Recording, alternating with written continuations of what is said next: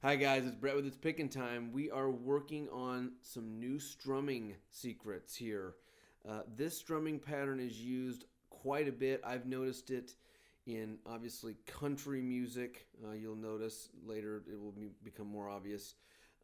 It's also used, I've seen it used in bands like Weezer and some of the newer rock bands.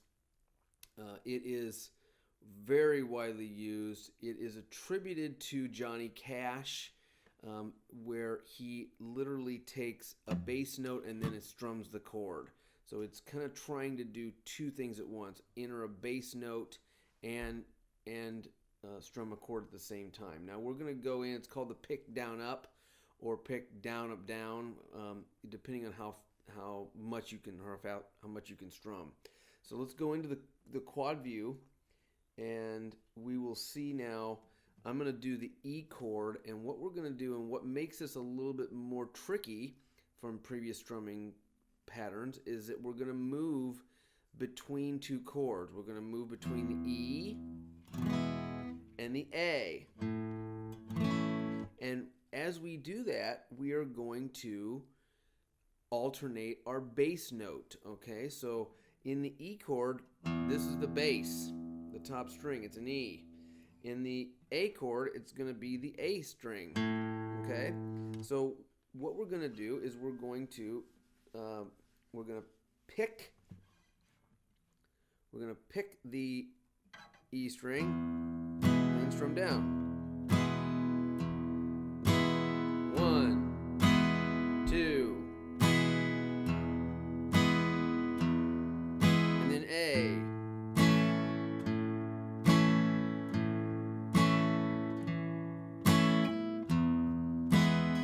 Okay, so we're kind of controlling it like this. Now, this presupposes that you can move your left hand without looking. Okay, so that was quite a few videos ago. So, okay, and obviously you can stretch this out. You can stretch it out to make it faster or slower. You can add more strums.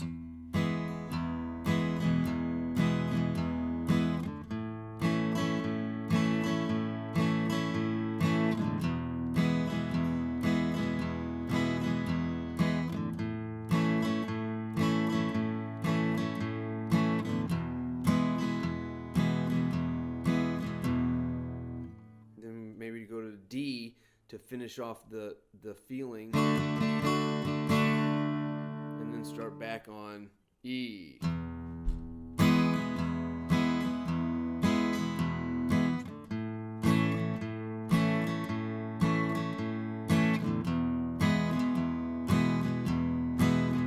See the little bit of pause there I give before strumming. So it's like pick, down, up, pick, down, up, pick, down, up, pick.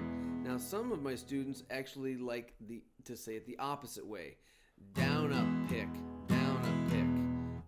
I think of it more in terms of pick, down, up. It's the same thing. It's just how you look at it, I guess.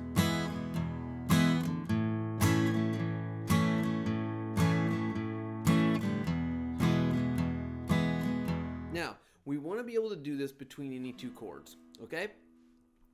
The transition is only between one chord to another.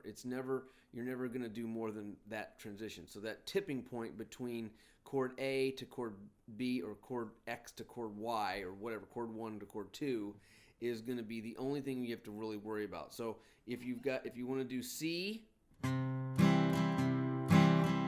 F7, I'll slow that down.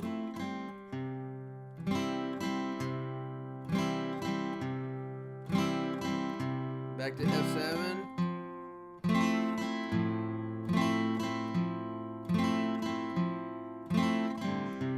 Okay. From D to G.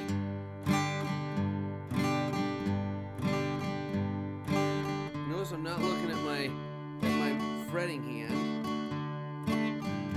Okay, and that's what I want you to be able to do, is for this exercise, be watching your right hand.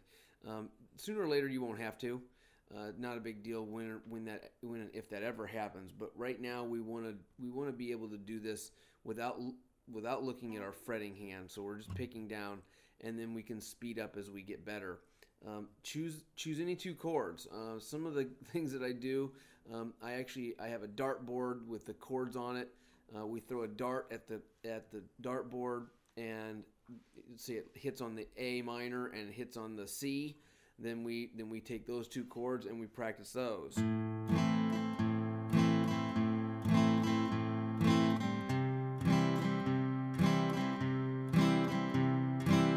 Okay, we can assign a dice to a number for every number on the dice. A chord gets associated. So number 1 would be E, number 2 would be A, number 3 would be D, number 4 would be G, 5 is C, and 6 is F7, let's say. And then you just roll the dice a couple times. So these are a couple things you can do to kind of make it fun if you're playing with your kids, or just if you want to do something different. It is about doing things like this, making it a game, guys, that helps us to practice. And that way we're not just playing the things that we're really good at, we're also playing the things that we're not so good at, which makes us better. Okay, so try to work through these exercises. This is a pick down up. We're going to go into another one after this, which is the strumming pattern that's used, I think, the most often across the board. So, but work on this pick down up or pick down up down between any two chords, and I will see you in the next video.